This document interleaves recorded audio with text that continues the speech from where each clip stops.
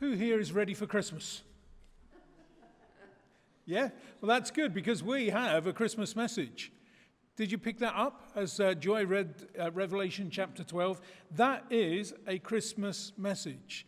It begins with a good event, a woman who was to give birth. And if we look deeply into these verses, we can see that this is a vivid cosmic depiction of the birth of Jesus. And if we take a look at the symbolism involved in Revelation 12, we'll discover that the woman is Israel. We find that the dragon is Satan and that the child is Jesus. And the other offspring, the church, but it could also be other faiths that have come from the Judaism, Christianity, monotheistic regime. But there it is, the Christmas message of how Jesus came to this earth, this child who was to rule with an iron scepter, and how Satan tried to devour him. We see that at the story, don't we, in Bethlehem of how Herod sent his troops to kill the baby Jesus. We are being reminded in these verses that the struggle we face in our present lives, and even more surely the problems that will come during this traumatic period of time at the second coming, are part of a complex, eternal struggle of good against evil, of light against darkness, of Christ against Satan. Although all of us are involved in our own struggles for our own faith, and we all have them, don't we? We've always got to remember that our struggles are not just small fry. We are part of this bigger picture of the battle of good and evil. And in this overview by John, we are not simply seeing the efforts of a minor religious community trying to resist the persecutions of a mighty empire, but a more terrifying contest wherein the age-old adversary of God and man, Satan, strives by every means possible to thwart the purpose of God centered in Jesus and now in his church. So John takes time out from his teaching of the Parousia to warn of the activities of Satan that will be damning our world and driving it on in its final days. And just as John has described the people in the events, so shall we.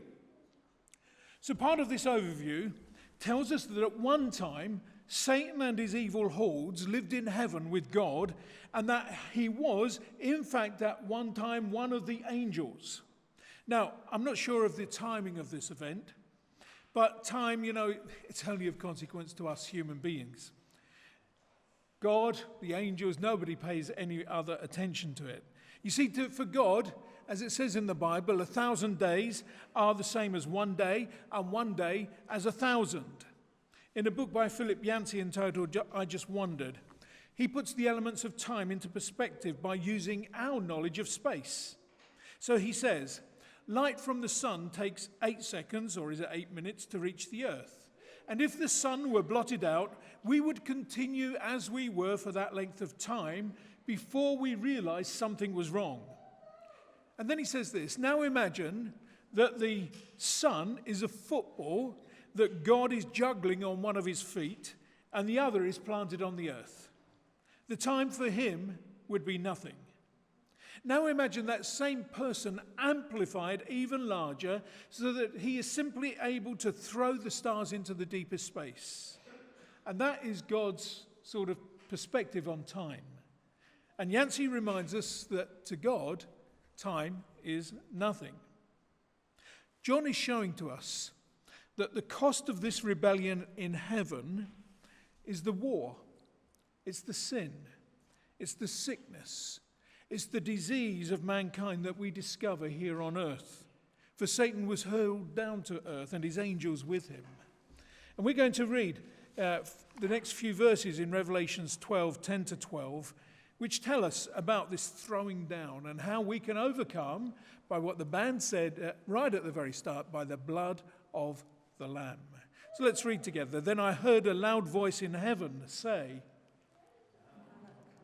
the salvation and the power and the kingdom of our God and the authority of his Christ, for the accuser of our brothers, who accuses them before our God day and night, has been hurled down. The men to read, please. They overcame him by the blood of the Lamb and by the word of their testimony. They did not love their lives so much as to shrink from death.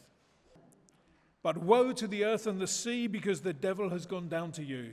He is filled with fury because he knows that his time is short. But we have power in the blood.